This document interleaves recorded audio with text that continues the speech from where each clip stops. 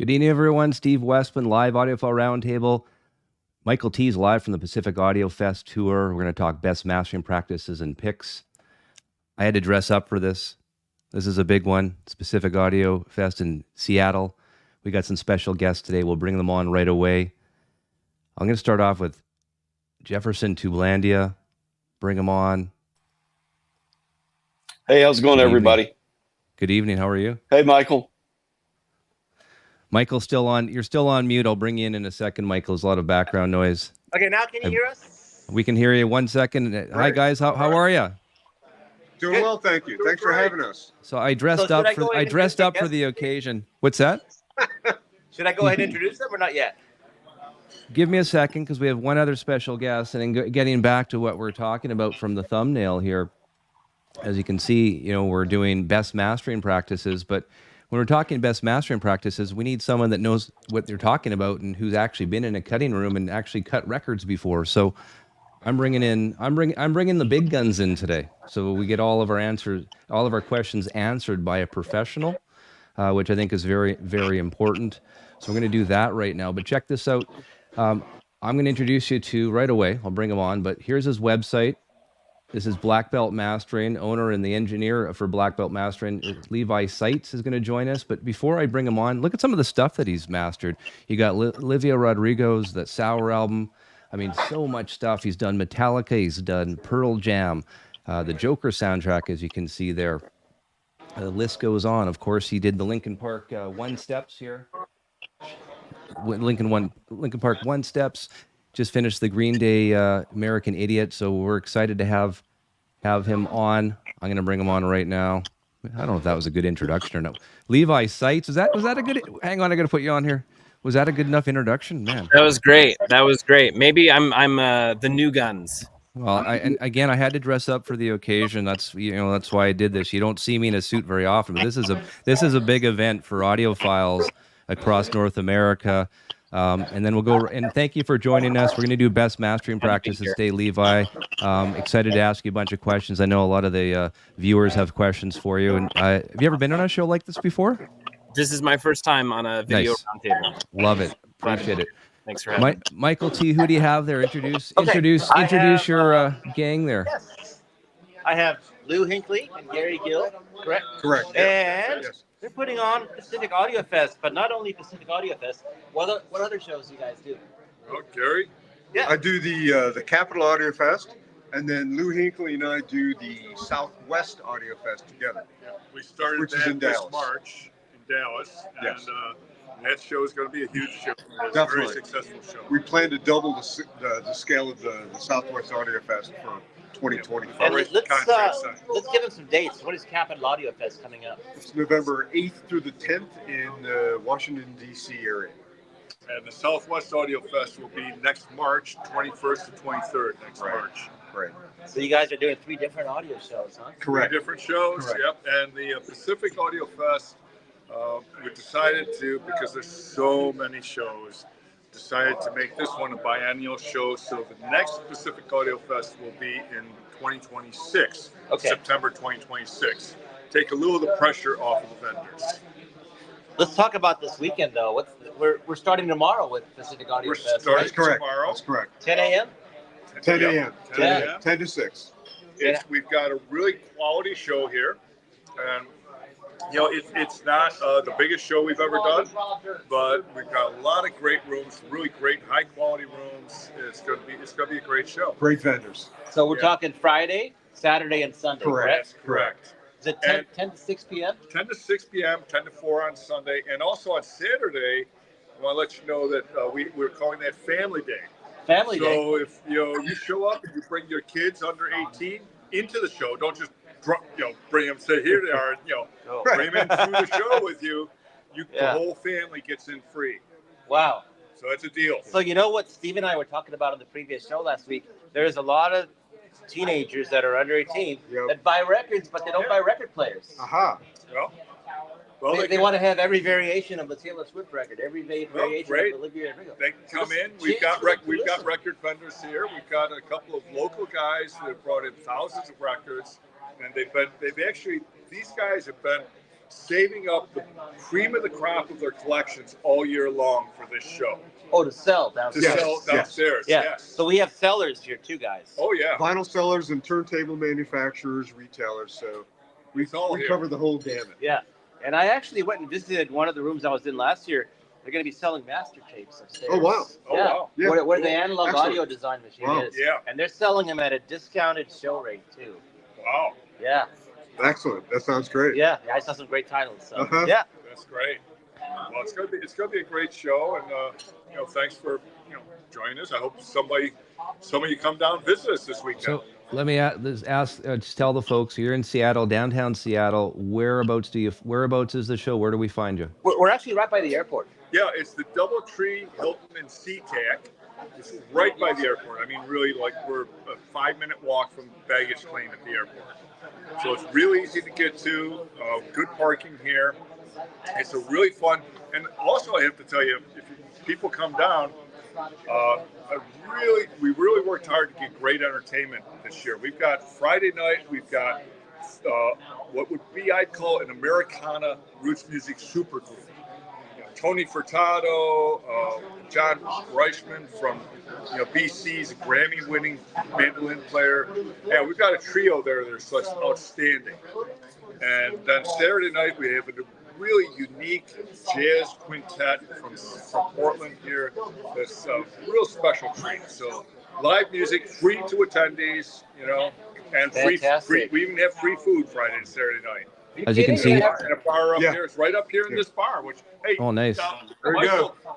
Is Well- this a nice club or what? It is. It used to 14th be. floor. Yeah, it used to be a club called Maxie's in the old days. I don't know if it's still. Right. Yeah, No. yeah. It used to be. It used to be a club, and actually it's on the 14th floor, and you can actually look at the planes taking off right Oh, across. yeah, it's beautiful. There's you can see the sunset. Yeah, it's right across the airport. See the mountains, The cascades and everything. Yeah. Yeah. So, yeah. Michael, I just put the website up. You can see it on the screen there, gentlemen. So if you're in the Seattle area, if you're in Portland, drive up. I mean, this is a big show. If you're Exactly. if you're an audiophile into hi-fi gear, you want some records, this is the place to be this weekend. Yeah. You're on till Sunday. Right. What time does the fun all end on Sunday, gents? 4 p.m. And you're at the DoubleTree Hilton. Is that where you're at? It's SeaTac, correct. right. Correct. The SeaTac SeaTac Airport. double SeaTac, right across the airport, literally. There it is, right there. I put the Yeah. address We'd up love- there. We'd love to see you in Dallas in 2025, and also at the Capitol Audio Fest at the end of the year. That's this year. Veterans Day weekend, right? Is it Veterans Day No. weekend? Oh, it's not. No, that's it's actually after Capitol Audio Election Fest. Day, Okay, November wow, 8th wow. to the 10th. That is, you guys. That is by far their biggest of the three shows. Yes. Yes, Capital at this Audio point. Fest has been pretty established for a Yeah. while now. We'll have about 120 Well rooms established. this year. You're gonna have 120 rooms there. Yeah, last Again? year we had Yeah. 125. Yeah. Wow. Yeah.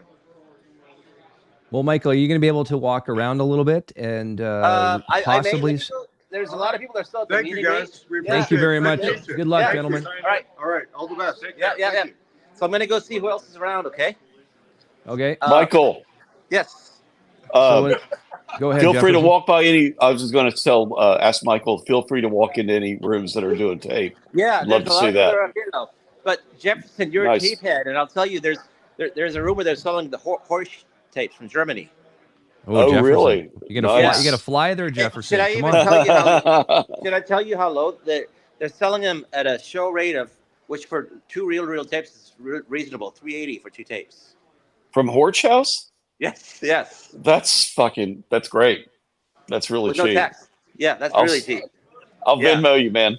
So, Michael, you're walking around. I want to talk to Levi. Levi Sites, Black Belt Mastering. Welcome. This is your first time, like you said. We're excited to have you on. Part of the show is going to be best mastering practices. I mean, you just finished the Green Day One Step. Grover Beery texted me last night. He goes, "Holy shit, Steve! I'm not trying to blow smoke up your ass, but this thing is unbelievable." Oh, Tell us. Just start with that one. This is the American Idiot Green Day One Step. Talk about the record itself. I mean, obviously you're young enough to appreciate that and the sound. How did you go about making your mastering choices? And I'll give you the floor. Well, it's a massive sounding record. There's a lot going on. It's a very, very. I'm trying to turn off my notifications here. So there's a lot going on in the record, and it has a very articulate sound to it. And one of the versions that has previously been released was cut by the late great Stan Ricker. I'm a huge fan of Stan's half-speed cuts. One of my favorite records, there's a record by the band called Mew. It's called Frengers. They're a Danish band, and Stan cut records like that and Green Day American Idiot, and there's a depth to them that is just phenomenal. I have, of course, a different system, and I'm not cutting it at half speed. So you will probably find clarity in different places in my version. It's likely going to have a bit tighter low end than Stan was able to get doing half speed. But that was kind of the mark. And that was something that Grover and I talked about, going into it, was like, this is kind of what people are used to hearing. And, if I can gush about Grover for a second, because he is fantastic to work with. His ability to get access to, archival files, original mixes, original masters. He has himself captured various versions of the vinyl. And then so he and I are kind of going back and forth. And this goes for any of the records at this point, whether it was Linkin Park or American Idiot. Is like, we're doing some very deliberate and kind of deep comparisons of the different versions that are out there, and making sure that, not only are we starting with a version that's going to give us a great result, but the result is ideally better than what's previously been out there. So American Idiot is no exception. He was able to provide the 192, archive masters, and that's what we worked from. And I think the result is really stunning. And I'm really proud of the work that we kind of both did together, kind of getting to a point where we were happy with how everything sounded. That leads me to question. So Stan Ricker half speed, you're a big fan of are you a big fan of the half speed mastering? Have you ever done that in your career? I have. There is a record it's a metalcore band called August Burns Red. We did a half speed cut of one of their records, and there was some additional depth that we were able to garner, working that way. It's not something I would necessarily recommend. It's kind of on a case-by-case basis. We had done some test runs with some Warner titles. This is 2-3 years ago, and I was doing some work for Run Out Groove, if you're familiar with them. But we did some A/B comparisons with half speed test cuts and standard speed, and the standard ones they had something maybe a little bit tighter mid-range, a little bit more accurate mid-range, than the half speed. And so we did not do half speed for those. Well, I was interested when you said that because normally with a lot of the Stan Ricker half speeds has a lot of sort of bottom end to it. I found a lot of my old MFSL, so I'm curious to know how you were able to get even more out of it than what Stan got out of that cut. There probably isn't more. It's probably not a lower extension of low end. Okay. And respectfully to what Stan was able to do, and I do enjoy the sound of that. I think what we have with this cut is a bit more true to the source. It's not quite as bombastic as a low end, which I think is a little bit of a kind of an engineer decision, an engineer EQ move that I can't speak for him, obviously, but what we were able to get was a little bit tighter in the low end. We got our first question from a viewer, Mr. Seitz. Do you do any AAA mastering? Not at this time. I've solely focused on cutting from digital. I've had tape machines in the past. I had some really kind of workhorse Sony APR machines. And those were great. They weren't preview machines, so cutting from them would have been a challenge. I did do a quick little 7-inch series called Live on Lacquer, just as an experiment when I had my first Scully lathe, and it was just a direct to disc, one song per side. It was just kind of fun experiment. But I'm not opposed to cutting AAA. I think it's going to be something that will be more common with legacy studios because, they came up in a time when that was maybe the primary delivery for masters. You know, my entry into disc mastering really started in kind of late 2014, 2015. And by then, most production is going to be all digital.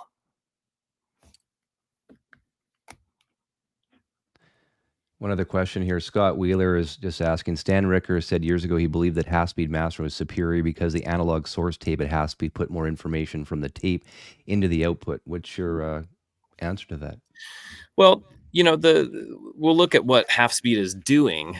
It's taking the frequency response and it's shifting it down by 50%. So 1,000 cycles becomes 500, 60 cycles becomes 30. And I think the real benefit there is that, at least speaking in the digital domain, is that difficult frequencies, high frequencies, let's say above 8-10 kilohertz, they're now 4 or 5,000 cycles, and those are much easier for a lathe cutter head to cut with a bit more efficiency. So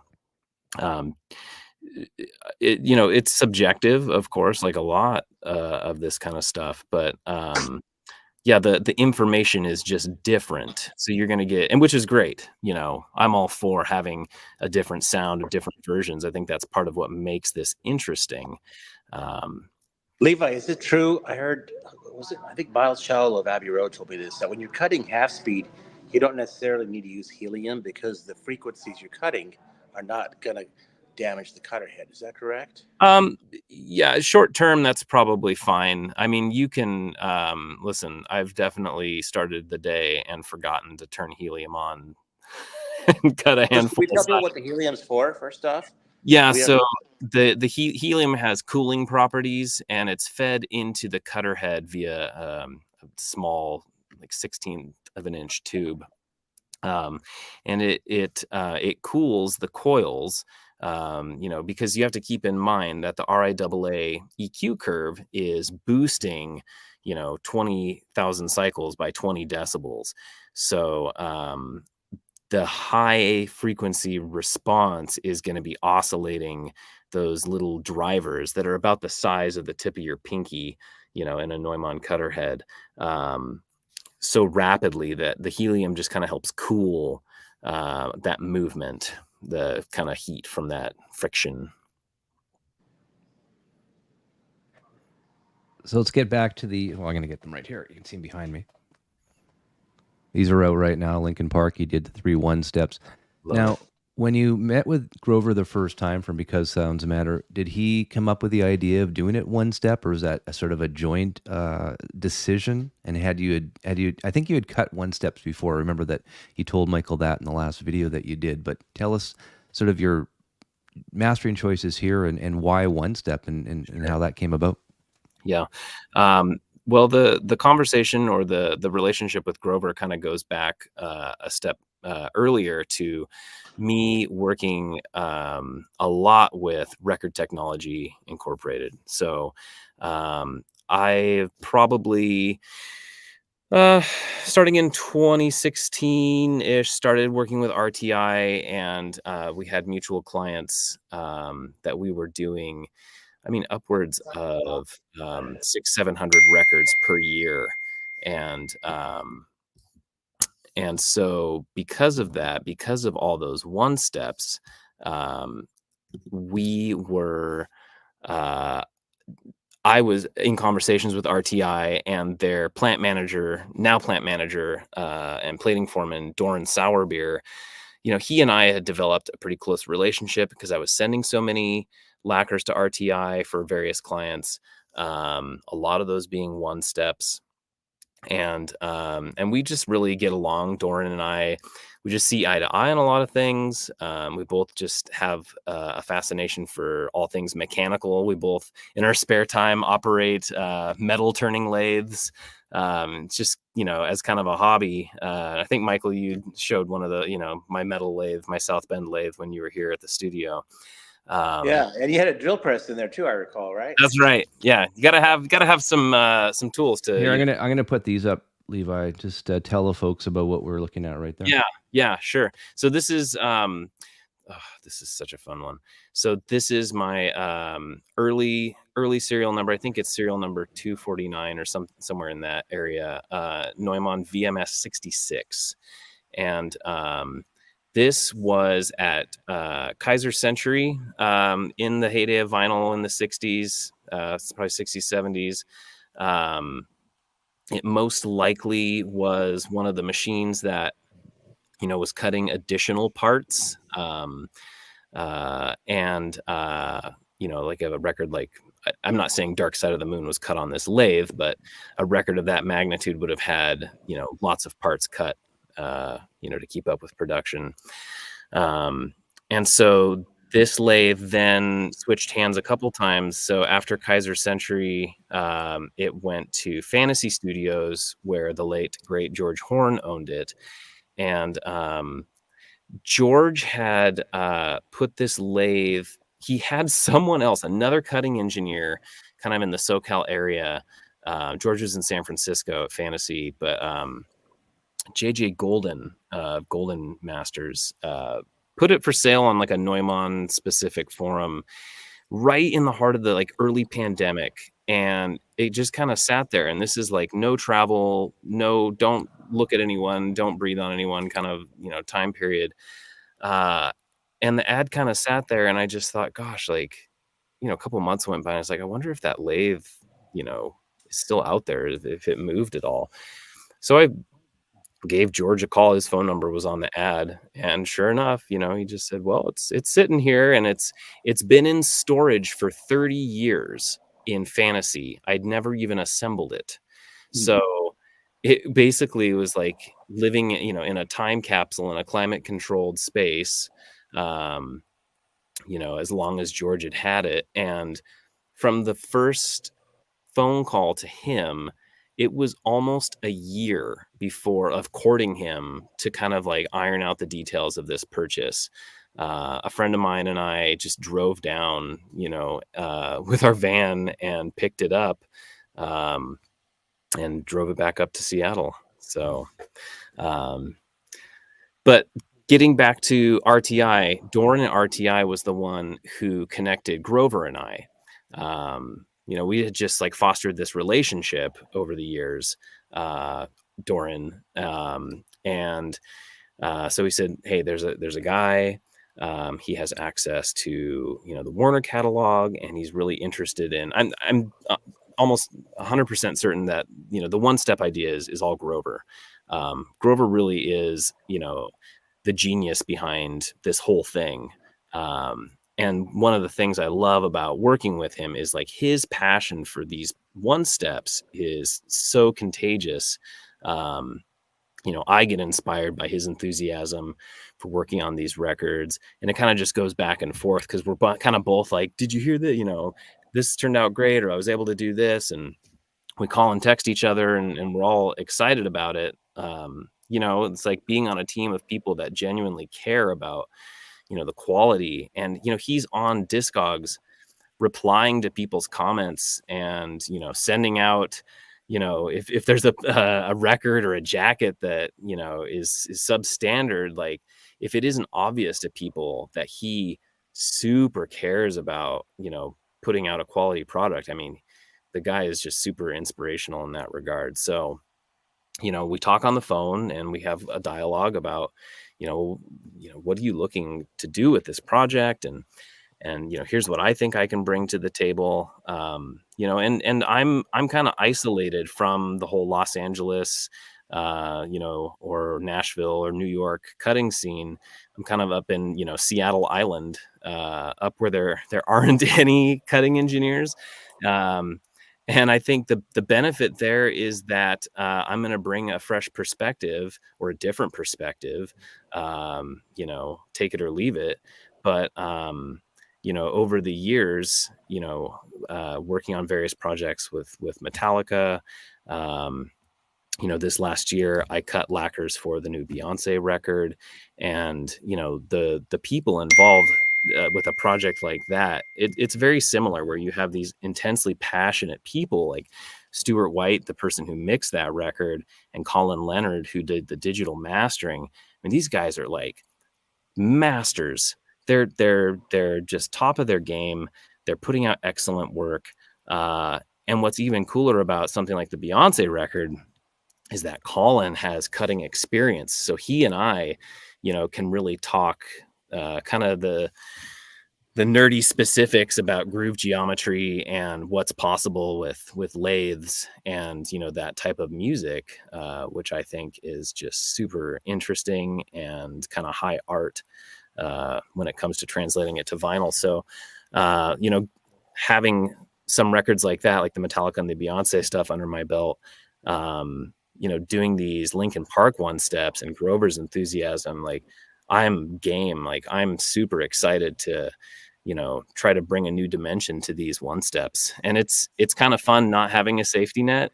Like you have to cut one set of lacquers for every hopefully 1,000 records, 800 to 1,000 records. So it's a bit more high stakes. And Grover appreciates kind of the time and attention to detail that goes into something like that. So I've been thrilled to be part of these. We do get a younger demographic on this show at times. You've got a fan here, Anchor TH. Levi, I'm a young audiophile, appreciates one steps, etc. But also loves pop music. So talk about Olivia Rodrigo and the other cuts. Tell us about those. And high marks on the Caliuchis record. That's such a fantastic Red Moon and Venus, really fantastic sounding record. Growing up with kind of rock music as my kind of foundation, here's what it comes down to, and I kind of get chills just thinking about it. Like I'm in my studio and I put on something like Olivia Rodrigo or Green Day or the Flaming Lips, and it's like I know it's right, like when I feel it in my chest, like when I feel it in my gut. I think one of the things that's so cool about vinyl is that like I have this great roadmap with the final master that's given to me. I'm getting a version that is ideally fully optimized and fully realized how the artist and the engineers that worked on it before me want it to sound. And so getting it to translate to vinyl, like I need to feel that one-to-one impact. I need to feel it in my gut. And you kind of know you're there when you feel kind of I don't know, it's like a tingly kind of feel, when something just has as much or more impact than it did before. It kind of makes you feel cooler than you really are. Hey, Levi, I have a question for him. So for artists like Olivia Rodrigo or Beyonce, who approves their test pressings? Is it the label? Is it the artist's management? Is it the artists themselves? Yeah, it's different in every circumstance. All these major records have a lot of eyes and ears on the test pressings. Okay. So, and sometimes I'm involved with that part of the process and sometimes I'm not. With like Pearl Jam and Metallica, there's key people, in each of those camps that like, I know when test pressings have arrived because I start getting, a flurry of text messages or phone calls, from certain people. And it's exciting, it's kind of scary because you want things to go well, but like this morning I just got a text message from a band, that I cut lacquers for, and it was like, hey, dude, these are amazing. RTI knocked it out of the park, and we love how it sounds. So, that's always like, I can breathe. Can you speak briefly to the flip side of that, like times when you've had to recut things over and over? Yeah. Because, and I'm just projecting now, but it's because like 5 different people had an opinion about it, and no one really was in charge of making the final opinion. Yeah. Yeah. And that's not entirely, luckily I haven't been in a scenario where there's like a group of people who are all like wanting to add different ingredients to the recipe. Good. Yeah. I mean, Yeah. I've happened behind the scenes, but you kind of go into triage, like troubleshooting mode, because a lot of these things can be fixed, and part of that process is trying to figure out, well, what exactly happened. Is something cutting related, or did something is it pressing related? Is it related to the plating? Each one of these mechanical steps that really aren't terribly different from how they originated in the 1940s, 1930s. And that's something that kind of people forget, or bands forget, like, oh, hey, I just did a lock groove for a record. Like, hey, can you advance that lock groove 1 second earlier? Well, the short answer is no, because the lock groove physically lives where the record ends. And so, that brings up something I think we don't talk about a lot, is just the education of what is possible on vinyl and how do you optimize your record for vinyl. I get a lot of long sides over 20 minutes, 22 minutes, 25 minutes. And you can make a good sounding record. You can make a good sounding cut with those long sides, but there's a compromise there, and that's when you start. Is it mainly the gain that you're compromising, or is it beyond that? Yeah, it's kind of symbiotic in a way. So like, you can't cut a 25-minute side terribly loud, so then you get more surface noise. The diameter loss is more apparent. There might be an EQ change, like 3 or 4 different things all happening at the same time to physically allow that much time to fit. Gotcha. So, but to get back to your initial question, it's a process of elimination and trying to figure out, like, okay, well, what do we do to this to correct this issue? Sometimes they can pull a new stamper if it's a 3-step, or a 2-step, and that solves the issue. Sometimes, records are too bright, and even though I can cut them with clarity here in the studio, they're not going to translate perfectly, on someone's record player, and every record player, is going to play differently. So, then you have to kind of go back and say, like, well, do I need to apply some high frequency treatment, whether that's de-essing or equalization, and like, is that going to make 90% of the people playing this back hear it with less perceived distortion? Can I ask you about a specific record, Levi?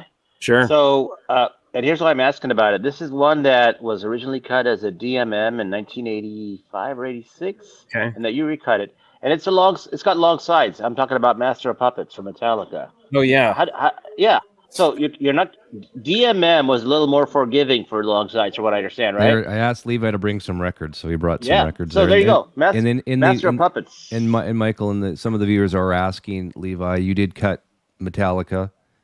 Yeah. Let's talk about Metallica. Yeah. Let's.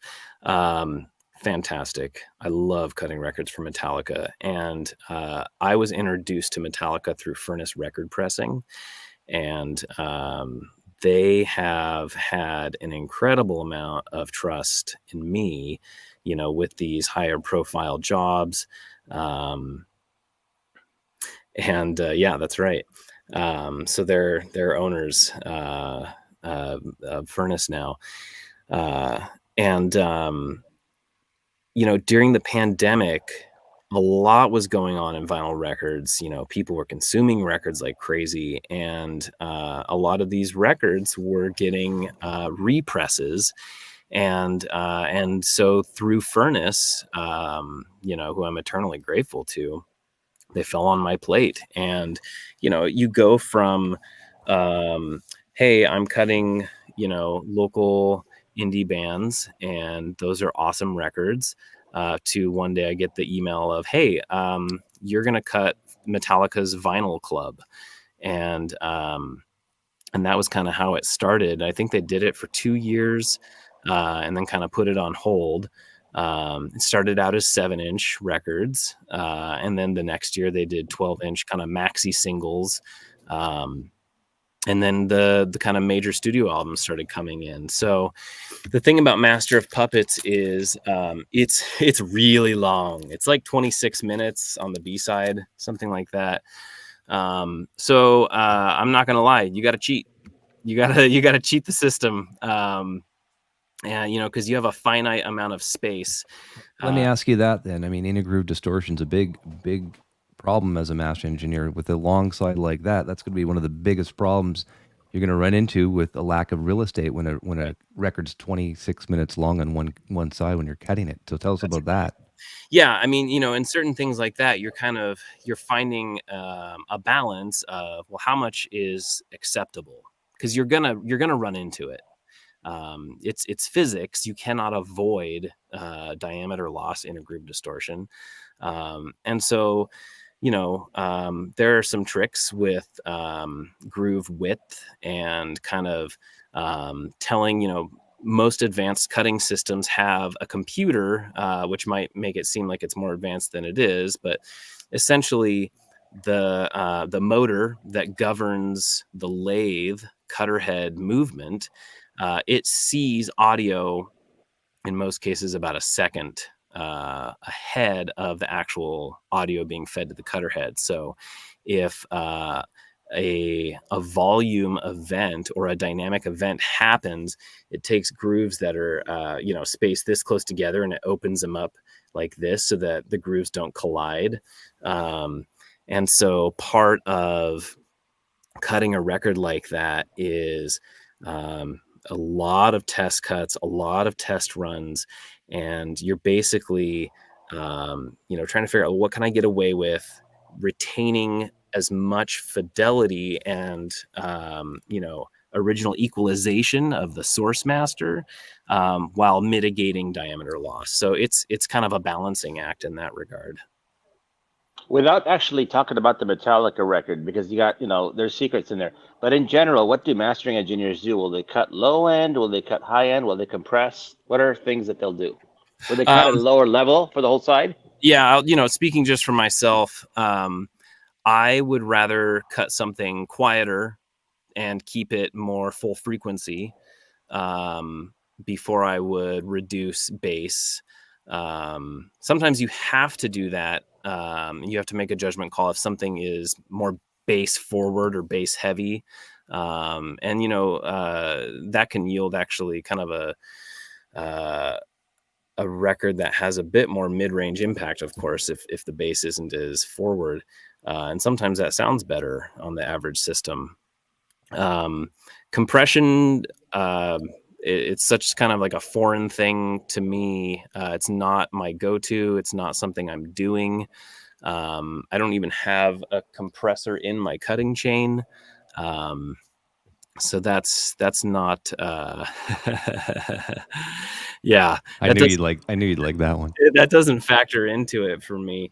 And here's the thing about brick walling is that so much of that is done before it comes to me, because in a lot of cases, I'm getting kind of the optimized digital master. And then in that instance, it almost makes it easier on the lathe, because the dynamics aren't forcing the kind of look ahead on the computer to work as hard. It kind of is just this constant stream of dynamics. And so you can kind of cut those records sometimes a little bit louder. They don't eat up as much physical real estate.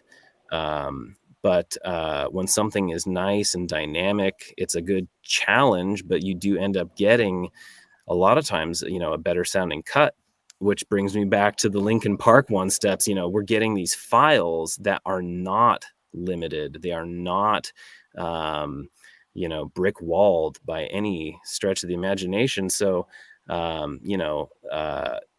think the result speaks for itself. And it's kind of part of what makes myself and Grover excited about, how these records are turning out. Want to get some more questions from the viewers, but in the meantime, I asked you to bring some records, stuff that you think sound great, Levi. Let's get to that. It's cool to get master engineers sort of picks as well. Oh yeah, which makes it really exciting. This one's pretty special. The running joke with this one is that this is your favorite band's favorite band. This is Failure, Fantastic Planet. This is a Chris Bellman cut, and I love Chris's cuts. I've been a big fan of his for years. But this is a Slash Warner release. And, this originally came out in 1996 on CD only. There was never a vinyl version of it to start out with. And so then I believe Ken Andrews is the engineer, and he's in the band as well. But he worked with Chris Bellman on this at Bernie Grumman. And, I can't say enough great things just about how this sounds on vinyl.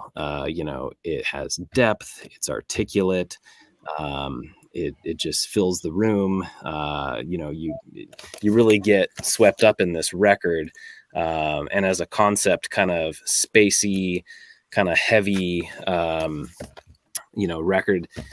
One of the things I loved about this when I was listening to it in the 90s is, the marriage of heavy distorted guitars and acoustic guitars. There's a lot of kind of sound design happening in the record. I mean, this is actually the second copy of this one that I own. And luckily I found it when it came out in 2010. I think they just recently reissued it. I don't know if it's the same metal work or same cut, but fantastic sounding record. I recall, Levi, I was working in radio when that came out, and I remember the single was called Stuck on You, right? That's right. Yeah. Great song. Fantastic. This is a big one for me. So this is a Sub Pop release, Sunny Day Real Estate Diary. They just had their anniversary of this record, which is here, which I actually mastered for digital and cut. So, this is easily one of my favorite bands growing up, Sunny Day Real Estate. And, so I'm super thrilled to work on this reimagined version. They went into London Bridge Studios, which is just down the street from me, and recorded it live. And they just did a fantastic job. It's got a lot of impact. Steve, I think I sent you I don't know, I didn't physically send you one, but I mentioned it. A lot of depth in this record. This is a great example of, because I digitally mastered and cut this record, what I cut was essentially not, there's no limiting. And I think it really shows. The band was really, open to suggestions. So like this is split up as a double LP. We probably could have crammed it as a single with 24-minute sides, but they were open to dialogue about it. Well, let's make it a double LP, and let's cut it in this way. So that was super cool. Here's another one. Postal Service. So this is a JJ Golden cut. And, again, early 2004 Sub Pop. just fantastic cut on this. And there's a lot going on here. You know, it's electronic. But again, there's a lot of cool samples and just a lot of cool vocal work, a lot of cool melody. This is a favorite of mine. So on the Postal Service, what are you hearing when you're listening? Do you listen to it probably differently than us listen to it when you're listening to something like Postal Service? What are you hearing, or what are you trying to hear when you listen to a cut like that? Yeah, I think it comes back to that feel thing, you know, like you listen to a record like this and it just kind of like it kind of just like takes over here. You know, again, the articulation, there's just so much depth in all the instrumentation. Like you can't, at least I can't help but feel it like in my chest and kind of in my body, you know, and you kind of get, you know, goosebumps. So, you know, but I'm also super lucky to listen to it in a room that has, you know, very comprehensive monitoring. You know, so I feel like I'm hearing it in a very full way. But you know, you mentioned JJ Golden at Golden Mastering. It's a father and son cutting records, right? Isn't it? John Golden and JJ is the son, right? Yep, John, and JJ, and you know, they're just wonderful people. You know, the cutting community is pretty small. I'd be hard pressed to know if there weren't, you know, anyone that isn't, you know, talking to each other or you know, sharing, you know, hey, I've had issues with this lacquer batch or, you know, whatnot. Gosh, I was on the phone with Kevin Gray about a month ago. We were just discussing lacquers, and you know, Jeff Powell is a great friend of mine. I met him at Making Vinyl in 2019. JJ is always super helpful. You know, the guys at Well Made Music, everyone is talking. You know, Stephen Marsh, he bought my old Scully and has it in LA. You know, yeah, we're all kind of keeping tabs on like what's working and what's not, as far as, you know, lacquers and machines. Here's a question, Belisario Sonic. Does he have an opinion, Levi? Do you have an opinion on colored vinyl quality? Yeah, I'm gonna grab something real quick. Is that cool? Because this that's is cool. a great question. Yeah. Levi's going to grab that. Michael, in the meantime, are we still going to be able to walk around before the end of the show, or what's happening right now? A lot of the rooms are closed down. Oh, but crap. While he's getting a record, I want to add something to that. The colored vinyl question. All right. I was talking to Shane from Intervention Records on the phone last Friday. Well, hold on, and we finally, and then tell the folks about Shane. We had a conversation today about Shane. We're still working on the exact date. He might not be available next week. However, Shane is cutting some colored vinyl. Shane is cutting some colored vinyl for Everclear releases, and he's using a plant called Gotta Groove Records. And he mentioned to me that clear colored vinyl sounds closer to black vinyl than solid colored vinyl. Isn't that interesting? Yeah. Yeah. Isn't that one of those things that make you go, Jefferson? I don't know. Yes. Well, but he mentioned, it's clear until they add the pigmentation, right? Right. Yeah. So if you look at this section right here, where like, this isn't actually the record I wanted to use, but I thought it was in where I thought it was, and it wasn't. So we're going to use this instead, but it proves the point. So you have this pink section, and then this kind of white section. And in the record that I was thinking of, it was kind of done in like quadrants where it alternated between black and blue. And as I was listening to it, I realized that every time it would go into the blue section, the noise floor would jump up like an appreciable amount.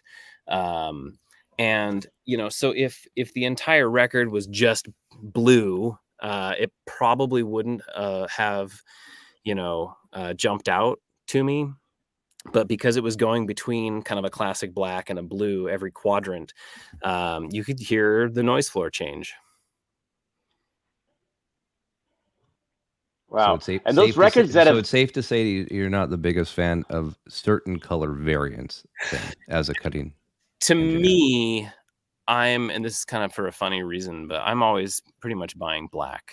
And the cutting engineer reason in me is just because it's easier to see underneath the microscope. The colored vinyls are kind of harder to read. But shoot, why not? I mean, it is fun. They look cool. I get that, but Music Sanctuary says, from lots off reading on the subject, black is the best, clear is second, followed by the colors of the rainbow, then splatter, and worse is picture disc. Yeah, picture disc. Oh, awful. Dark is supposedly just terrible. So you put them on the wall. Yeah. Those splatters have to be manually pressed, from what I understand. Someone literally sits there and puts different colors into the puck, right? That's they right. Can't be automated. Yeah, they're manually pressed. Yeah. So and Jefferson, the Clarity vinyl, the Analog Productions Clarity vinyl, natural color vinyl was best. I thought Clarity says natural color vinyl was best. With the Clarity vinyl, what's the different compound there relative versus the RTI one-step compound? I was under the impression that the material for the UHQR and the one step was the same, but with different formula names. Okay. They're different. What I've heard is the Clarity vinyl, the compound they use, is tougher. It's not as elastic. Okay. That's not the correct word, but it doesn't spring back as much when they press it. And that makes it harder to press. Yeah. Got you. Okay. Question for you, Levi. I mean, we do a lot of audiophile talk, and you've seen the show before, but all the analog production stuff and the MoFi stuff, the 45 RPM. What's your 45 versus 33 as just the listener? I'm not talking as the cutting engineer. As a listener, what do you prefer and why? Yeah, there's some things about when a record is reimagined, recut as 45 RPM that kind of help it breathe. If you take a record, like I recently did Pearl Jam's Verses and Yield as 45 RPM, 2 LP sets. So there's, first off the top of my head, there's two things that are happening right away that allow you to get kind of more out of the listening experience. And, so the first thing is the 45 RPM has a lower noise floor. But then you're spreading, the songs over more space. So simply just being able to cut those, records louder, it mitigates, the surface noise of the record. But more space also means you can be a little bit more risky with your groove geometry. So, you can have a deeper groove, which potentially allows you to cut more stereo information. So there can be a depth to a 45 RPM version of something that just simply isn't physically possible as a single 33. So as a listener, if you had a choice between the 33 or the 45, not as a cutting engineer. Yeah. 45. There you go. You don't mind getting up then, I guess. You like the exercise. Well, you get an exercise bike in your studio, so you don't care. Yeah. That's the process, it's not automatic. I realize there are automatic turntables, but it's Let me read this one. Hi, Levi. Do you use DSD as a source for the PJ cuts? They sound very, very good. We need you to redo the Dark Matter. It was not a good cut. Oh, man. I consulted a little bit on Dark Matter, and I think they did a fantastic job based on, the length of the record. They made a decision to do a single LP, and I think they did a really great job, within the parameters of what is capable, possible with a 33 RPM record. As far as DSD goes, I can play it. It's something that doesn't really get asked for a lot from clients to cut from. So it's not something that's in my regular routine. So is that more of a Sony thing if you're dealing with Sony? I can't speak to that. it's just, honestly, the only time someone's asked if they could send me DSD files was like a local punk record, which we actually ended up using wave files, because the DSD, the frequency extension ended up actually really complicating, because there was so much high frequency information, like above 10, 12 kilohertz. It kind of just didn't sound good, and kind of that reduced, I say reduced, but it was a 24-bit 96K wave file, but reduced from a DSD file, it ended up sounding more smooth. Do you have a take on the whole MoFi DSD? We call it a DSD gate around here at all, or is that nothing that really doesn't make a difference to you at all? I think those guys are fantastic. Yeah. I think that the system that they have is unique, and it sounds unique. Yeah. Whether or not they're cutting from tape or they're cutting from a digital file, I know that they're taking care with what they're cutting. And they're extremely meticulous about their cuts.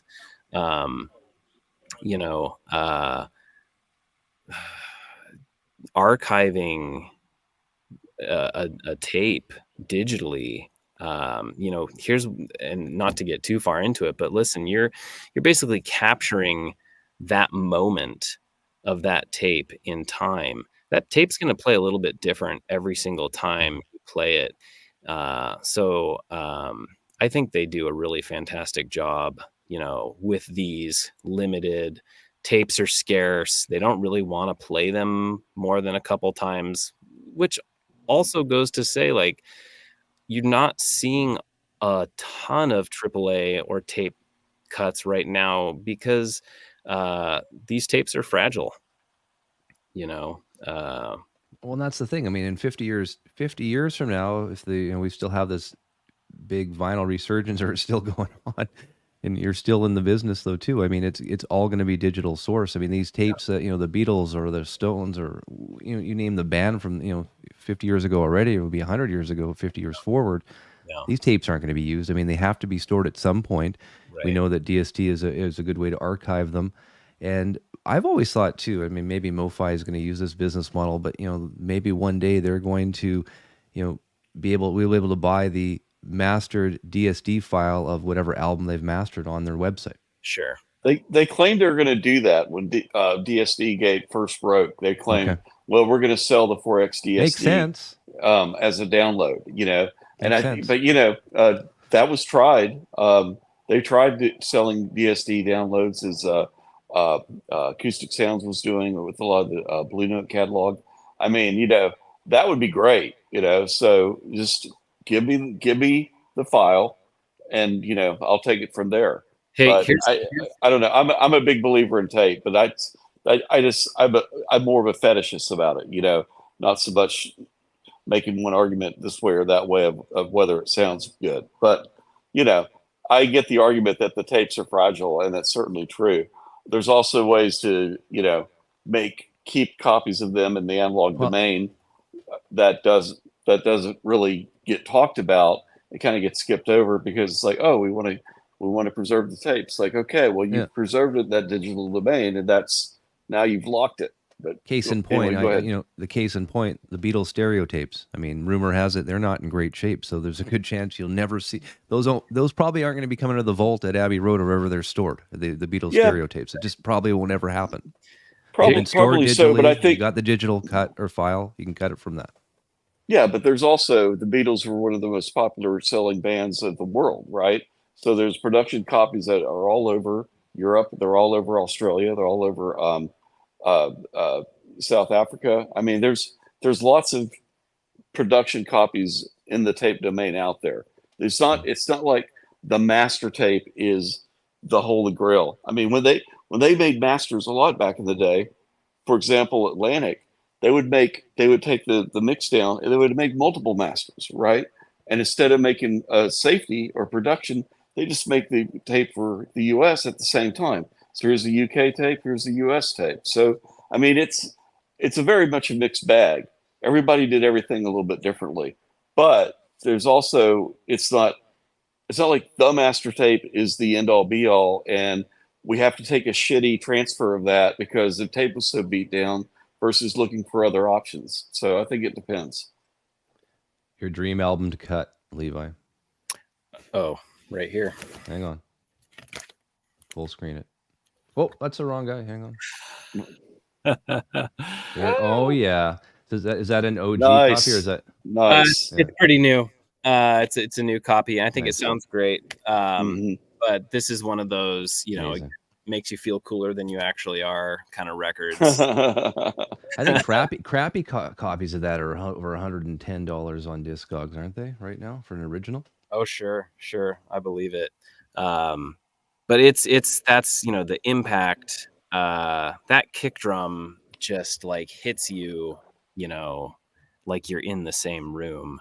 That would be a dream record. But you know, Grover and I have talked about some new records. The Warner catalog is deep, Yeah. and there's some exciting potential, you know, records that we have access to. So let me ask you this: Grover sending me he told me to send me a test pressing of your American Idiot by Green Day, the one step.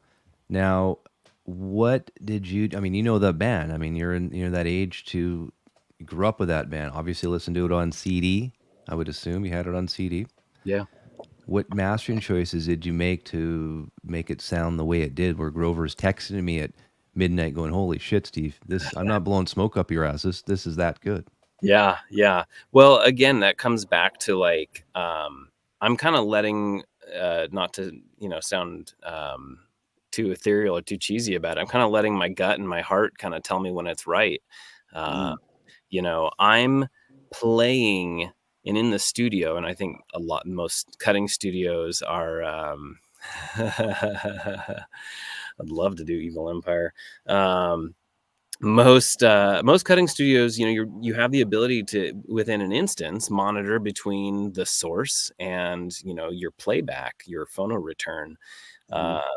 And it's very simple, but you know, when I feel like I'm vibing on the cut, you know, as much as the source, and then I'm listening to what's previously done, and then I compare my cut, you know, to that, and I'm like, okay, this feels like it has more impact in, you know, this dimension or that way. You know, that's when I feel like I'm there. And so like with American Idiot, I just get to that point, and I don't know the roadmap necessarily. It's not the same for every record, but you know, it kind of tells you when it's done. Are you playing it back on that right there? Tell us what we're looking. Tell the folks what we're looking at right. Yeah. So we've got a VPI Scout. Love nice table. Very nice. And you know, so I'll do, and I also have, you know, the Lathe has a tone arm that, you know, I can monitor as well. But you know, and I have these Dunlavy SC4As. Really enjoyed these speakers. They must shake your whole studio. Yeah. Man, yeah, they sound fantastic. But you know, I'm not listening like insanely loud, you know, because I don't want things to be oversaturated. So I'm trying to kind of have a balance. But I do think audiophile speakers are really important at this stage because, you know, I want to hear things completely. You know, kind of your average studio speakers aren't really going to cover everything. You know, they're not as comprehensive. I mean, they're, you know, I just feel like I get what I need to hear out of these speakers. Are you, that's very interesting to hear that. I mean, are you risking potential, what's the word? I don't even know what the word, trueness or, you know, actual sounding of the recording versus the coloration of the speaker at that point? I mean, I just seems like most studios use very accurate, very, you know, like the Yamaha NS or whatever, and their goal is like for it not necessarily to sound good, but to sound true and accurate. Yeah. So I'm just curious because Yeah, I don't think I've heard of anyone using an audiophile speaker before in the studio. That's kind of cool. Not Yeah. very often. Yeah, and you see it more. Like Eggleston Works, you'll see those in kind of high-end mastering rooms. I mentioned Colin Leonard at Sing Mastering. He has the Eggleston Works speakers, which are an audiophile speaker. And then the B&Ws in England, they're B&W 802 yeah. Ds, I think. You see those a lot. I think the good news is that things seem to translate well. The kind of NS10 mentality is like, well, if it can sound good on this, it can sound good anywhere. There was a time earlier on in the studio where I did have a pair of NS10s, just kind of to go back and forth between. But I really felt like these Dunlavies were doing me right and telling the truth as far as translation is concerned. So I've had good success with them, until I hear something that is more honest, I'm going to stick with these. So Levi, that's awesome. Thank you. You're getting some possible interns here. If you're looking for a 50-year-old intern, he loves your setup. Beverly 69's all in for coming to Seattle. Let's do it. So Michael, you sent me some pictures of the show, right? You're able to take some stuff. Let's look at that. I know. Yeah. I guess So, unfortunately the vendors are all closed up. Yeah. So there was a meet and greet going on. A lot of them are starting tomorrow. But the turntable you use, Steve, isn't it Pure Fidelity? Yeah, it's a Pure Fidelity Harmony made in Vancouver. Yeah. And so I stopped by the room earlier. They're there right now. There's cool. My turntable, well, different tone arm, but yeah, they're today. The guy told me that's actually their first tone arm they're making themselves instead of using Origin Live. Yes, that's John Stratton, who owns Pure Fidelity. He's been on the show before, and this is their lineup, Pure Fidelity lineup right now, just beautiful. The one on the far right is the one that I own. Yeah, that plinth is beautiful. Isn't it nice? Oh, Steve, the preamps and amps they're using are also made in Canada. I'm trying to remember the name. I was just up there. That's all made in Canada also. Are they just beautiful? And then some speakers. That's from New York. Yeah, I forget what they're called. If you get the big picture, you can see the names in the back. I did a wide angle picture for. Yeah, okay. There you should be able to see the names of all the brands they have there. Yeah, I'm trying to see what they are. Is it Alta Audio or the speakers, and is it Infigo Audio is the amps? Infigo Audio, maybe. Yeah, Infigo. And let me tell you about the amps. They're using Class A for the floor standing speakers, and they also have Class D amps for the subwoofers next to them. Well, that's my turntable sitting there. It's the same one I have behind me. Yeah. So that's the Pure Fidelity Harmony turntable. Just a beauty. Yeah. No, I run an Origin Live Encounter arm with a Stratos MC cart. But yeah, I love it. I mean, made in Vancouver, just down the road. Amazing. So Levi, are there any other upcoming releases that you're allowed to tell us about that you've cut? Or is it top secret? Well, as I mentioned, I'm working on some Flaming Lips right now. Okay. Nice. Grover's mentioned that one. I'm trying to push for 45 RPM for one of those. We'll see how it goes. But I'm pretty excited for what he's got. And again, like the scope of this, I didn't even realize at the start, like really how high the quality was going to be. Literally, it's kind of like one of those Jurassic Park spared no expense moments. Like the packaging, the print, the silver inlay, the quality of the vinyl, and gosh darn it, if the credits also aren't so handy and on the back of the box, like it's just so cool how everyone who's part of this is celebrated and it's something I'm so thrilled to be part of. So, you know, I'm going to bend over backwards, you know, to make sure that these, at least as far as my contributions, sound as good as they possibly can. But the entire package, just fit and finish, is really second to none. So, and here's the thing. I was blown away and thrilled to see how much the fans appreciate having this record, those Linkin Park records, you know, in an audiophile, in a high quality way. You know, I think Grover is tapping into an area that it's a younger generation. I mean, going back to that, I mean, I talked about it last night on my late night show. It's like this, Luminate did a survey last year where they surveyed 4,200 people. Half of them buy vinyl. They all buy vinyl, but half of them don't even have a record player to play it on. Right.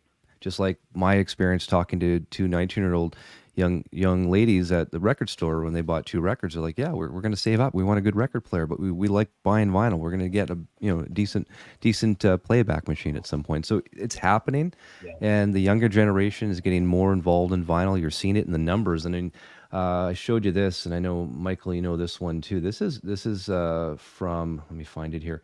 I think it's Medium magazine. Music keeps the groove in the first half of 2024. So if you're into the industry, and Levi, obviously this is really good news for you, especially U.S. recorded music revenues rose 4% to $8.7 billion for the first half of 2014, have grown 9 straight years dating back to 2016. It gets better though. Check this out. U.S. recorded music mid-year returns. So you look at the first half of 2022, wholesale market was almost $5 billion. Retail, you're looking at $7.6 billion. First half of 2023, look at the growth, right? 5.3 versus 8.4 billion for retail. And then 2024, growth again on both the retail and the wholesale side. I mean, retail side, you're looking at 8.7 billion in mid-year revenue in recorded music. But it gets even better than this. Watch.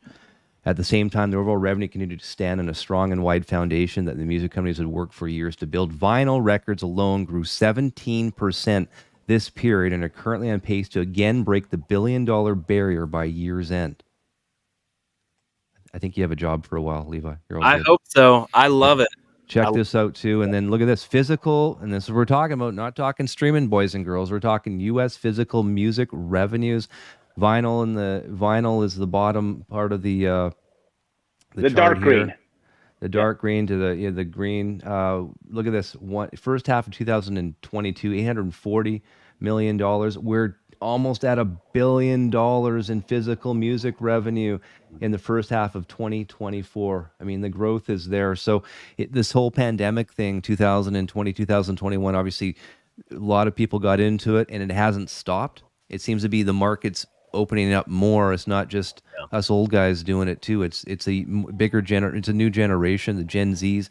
And we, like I said, even on my channel here, guys, and my demographic, we do have younger people watch this show with you on it. I mean, you're obviously bringing the age down today, Levi. Thank you for that. But no, this is good. More and more, you want to see these titles on vinyl. I mean, I know there was someone in the chat was saying, well, if Taylor Swift had came out with a one step, it would sell 100,000 in 10 minutes. It probably would. Absolutely. You know what I mean? It probably would. There's no denying that. The market is there.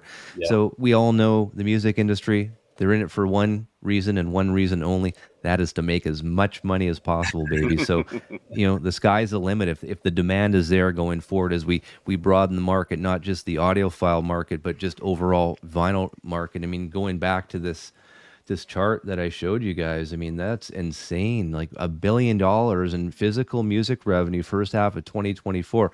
I bet you 10 years ago, and these music execs are sort of getting around going, how the heck, what are we going to do with this streaming thing? Were we ever going to sell any physical records again? But look at this. It's happened. Yeah. I mean, the last, probably since 2015-ish, we've really seen, if you look at the charts, really this bull stock market chart, like going like this all the way up when it comes to physical sales and vinyl. It's been great. And they were actually sending presses to the dump. That's what I remember hearing. They would want to have space for DVD and CD plants, and they would just throw them away. Lathes too. Yeah, went on the side. Tapes as well. Yeah. I like this. So Yeah. Wiccan Exile vinyl production is, but the 70s. Okay, well, there's no streaming. There was nothing. There was no internet. We didn't know. We just go to the record stores where you hang out. That was like a physical. That was like a big community thing. That's a social thing. Sure.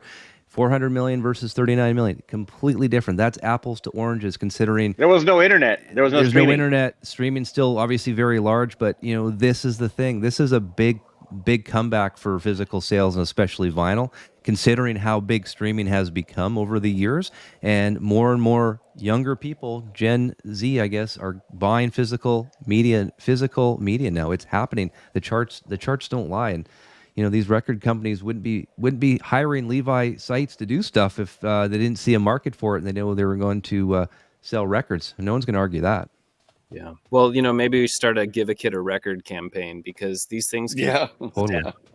And you know, like my 16-year-old niece loves Taylor Swift, loves Olivia Rodrigo, and we bought her a record player for her 16th birthday, and she's buying records on her own now. So, you know, Nice cut, by the way. This is a Levi Sites cut.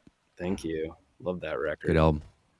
Fantastic record. It's another one pressed at Furnace Record Pressing. Metallica. Yeah. Here's a So question. Metallica's pressing Olivia Rodrigo. Yeah. That's actually funny. Question then. So I know there's a few viewers that have actually reached out to me after we went on with Grover, and Michael was on mentioning that you had cut Metallica's. It was Master of Puppets, if I'm not mistaken, right? And then, well, how do we tell which cut is Levi's? No one seems to be able to find out a Levi Master of Puppets cut because it's in demand. They want one. Any advice on us going out and finding a Levi cut? It's tricky, you know, because especially with that record, the print parts were already done. So, in fact, I think someone else's credit might be inside that record for vinyl mastering. But so you have to kind of cross your fingers and, you know, either purchase it, you know, in a store or online. But it'll say Black Belt Levi in the dead wax. So I got an idea for anyone. Go into Discogs, and then you're going to have to contact the seller and ask them to look in the dead wax to confirm or take a picture and say, is this, say, Levi in the dead wax? Yep. Then you know it's a Levi cut. Then you can send them by PayPal the money to get your Master of Puppets cut by Levi Sites. And you know what, Steve? Levi told me this when I visited him. You told me that Metallica's management particularly were fond of that Master of Puppets cut. Am I right? I got a text message, you know, they have a QC department, and it was a very glowing text message just saying that, you know, this sounds fantastic. And I probably printed that text. Wow, that's gonna be very satisfying. Yeah. I mean, just wow. Amazing. It was a high point for sure, you know, because you want to nail a record like that. You know, it's so much bigger than me. It's so much bigger than so many things. And like to kind of be a steward of this audio, of this record, you know, I'm providing the delivery of this for the next generation. It's an important thing. And you know, kind of the comment was, you know, this sounds closer to, you know, the source master. You know, so I take that as a major compliment. And that was the last Very album. nice. I think it was the bassist Cliff Burton had passed in was it a car accident or a bus accident or something like that? That's his last album he played bass on, if I'm not mistaken. And that was produced by Fleming Rasmussen or something. I can't remember the name offhand. Something like that, right? And I think the rest of the band also partly produced that record as well. And I think it was originally cut years back or mastered years back by, I want to say, George Marino. And I think Howie Weinberg It was a DMM cut. Had a kick I used to own after late 2000s as well. It's mixed by Michael Wagner. Okay. And Fleming Rasmussen. Rasmussen, that's it. Okay. Yeah. Great album. So Black Belt Levi that's your mark in all your cuts. That's it. Awesome. Yep. Cool. That's one. Yep. Well, folks, we're going to leave it at that. We went overtime. I knew we'd go over. So I'm excited when Grover will send me the test pressing of your American Idiot Green Day. That's going to be fun. Awesome. I had that on CD, so I'm excited. Are we going to have Grover back on again, Steve? I think we're going to have Grover back on. Awesome. We'll have Levi back on, and Levi was going to be on for the last show when Grover was on, but you were You didn't I want was to come on out. because you were like with family instead. I was like, You were Yeah. vacationing, yeah. We were I tried, right? I'm like, you got to come on. You're like, well, I think I don't have Wi-Fi or internet where I am, so I can't do it. I'm like, okay. I was going to do it from the hotel, but no, that's we were cool. on the hill, so. Well, you're obviously welcome back anytime. This has been awesome. Really appreciate it. We're excited to see all the other stuff from Because Sound Matters that you're working on. And if you haven't, here, I'm going to go to right now so everyone can see it. I want to go back to your website before we go. Share the screen here. Right there. You guys see that? Yeah. There's Levi's screen. I want to see. Come say hi? Yeah, sure. Yeah. Selected Works is a great right here. kind of. There you go. Snapshot. So I have that Nirvana cut. I have the 2022. That sounds great. Beyonce, Hey, like Steve? you said. Yes. Steve? Yes. One of the guys I wanted to say hi to just came by to say hi to me for the audio show. So I'm going to go to him real quick. Sounds so good. Have you guys heard of Charles Kermis before? Yeah. There he is. Hi, Charles. Yeah. How are you? You're live on the Audiophile Roundtable. What does it say there? We just Very had a great nice. evening. Let me get my headphones off so you can hear you guys. He's wearing a Making Vinyl shirt. Didn't you go to that, Levi? You went to that convention? Right. Yeah, I was in Minneapolis. Yeah, he was. Levi Stites is a master. Wasn't Making Vinyl. Oh, very good. Yeah, we were at the Making Vinyl in Hollywood there, and we saw the Green Vinyl guys and everyone. So it was a lot of fun. That's right. That's right. Yeah, so I'm gonna quickly show you what Charles does. Charles, yeah, I'm gonna go over there. He has a station set up. Yeah, I'm kind of the go-to guy now for vinyl. I've proven that there's a pressing oil that comes out when a record's made. And what we do is we actually restore records. We're not a cleaning, an ultrasonic, but we cannot do anything to a record other than surface clean, because water or soap and a record has the same electrical charge. And that's what we have up here on one of our signs. So my patent is where we apply a spray to the record. It changes the charge to be opposite to that of water, and that attracts cavitation. So what we do is we first, as these bubbles rise and they implode, they actually are attracted to the record, and we first suck off all the films left from all of the other cleaning processes that are out there. As the record spins, the charge dissipates, so we have to re-energize or reapply a charge. Then we remove the film of a record that its plasticizer has outgassed for 10 years, 20 years, 30 years, 40 years, 70 years, and that accounts for those scratches on records. The scratches are not on the plastic, they're actually on the film, just like your car, that nice, beautiful car smell. That's the plasticizer, and you hate that film on the windshield. That's what happens with the record. So then once we've removed that, then we finally remove the pressing oil. And if you ever bought a new record, you hear the pops. It's because when the records come out of the press, they're hot. There's a pressing oil or a release agent that allows the record to pop out of the stamper. And as the record cools, dirt, dust gets fused into the groove. So we remove that. So we guarantee in new records to give you 1.3 dB gain over floor, an 8% increase in frequency response. And vintage records that you go to Goodwill, they're the original pressings, the original artists, we can give anywhere from 18% increase in dB gain to 38% increase in frequency response. And here at the show, we have a spectrum analyzer, so people bring records in. I think we got disconnected here. Or not, oh no, there's something else there. Yeah. But anyways, we do A and B testing where we do a signal analysis. You know what he has up? That's your website. He's got your website up. It says Kermis Audio. Yeah, he brought up there your we go. website. Yeah, Thanks, there Steve. we go. Well, it's Yeah. about, there we go. Yeah, there we go. So you guys, Cool. if you want to find out more about what Charles does, I actually, I'll tell you myself, I tried it out last year, a year ago, and I liked the machine and I bought it. So. Yeah, the fun part. Charles, and how much are they selling for? The folks want to know on the show. Well, here at the show, they're $1,000 US. As a matter of fact, I'm in Montreal for my 50th. You guys are in Canada, right? Yes, Vancouver. Yeah, Yeah. he's in Canada. Okay, very Yeah, good. yeah. Well, I'm an ex-Montrealer, and I'm in Montreal for my 50th anniversary, and we're going to Okay. be at Acoustic Technologies next Tuesday from 1 p.m. to 7 p.m. Anne Bisson's going to come by. Danielle Jacques is going to come by. Okay. So we're doing a record restoration over at Acoustic next And week. Charles goes to all the audio shows. So if you don't make Pacific Audio Fest, he'll be also at Capital Audio Fest. Yeah, right? Capital Audio Fest. Yeah, I'll yeah. be in Peru at the CONSAP. You were in at the end Mexico of the City month. too, weren't you? Mexico City will be in Yeah, yeah, he's all over the December. place. Australia is in October. Kirmus Audio, KIRMUSSAUDIO.com. Check out That's the correct. website. I have it right there. Thank you, Yeah. Charles. That's And awesome. if you come by tomorrow, he'll clean records for free for you. We'll There you go. restore. We'll restore.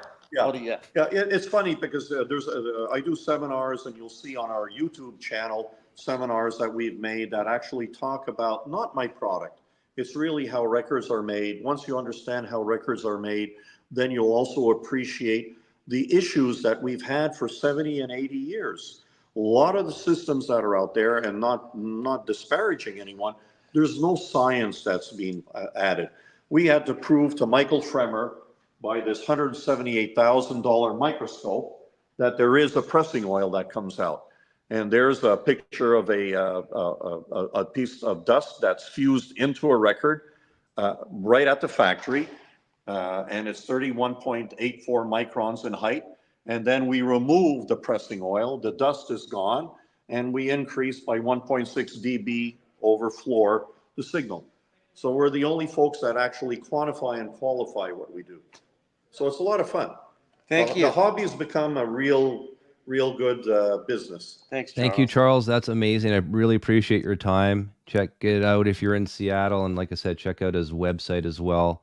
Thank you. That's excellent. Thank you, Michael. Yeah, thank you. Have a good one, guys. All right, folks, that's a wrap.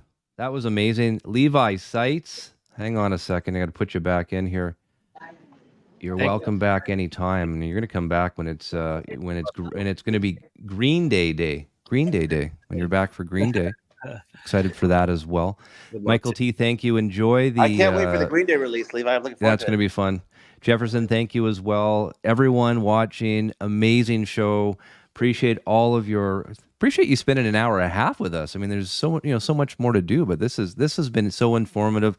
Levi, next generation of cutting engineers right here. Levi Sites, black belt mastering. I think everyone's going to run out and find the Metallica Master of Puppets, the Levi cut now. It's going to sell. It's going to be selling out on Discogs. But yeah, gentlemen, it was a pleasure. Everyone watching, thank you so much for joining. We'll see you again next week on the live Audiophile Roundtable. Till next time. Yeah. Nice to meet you, Levi.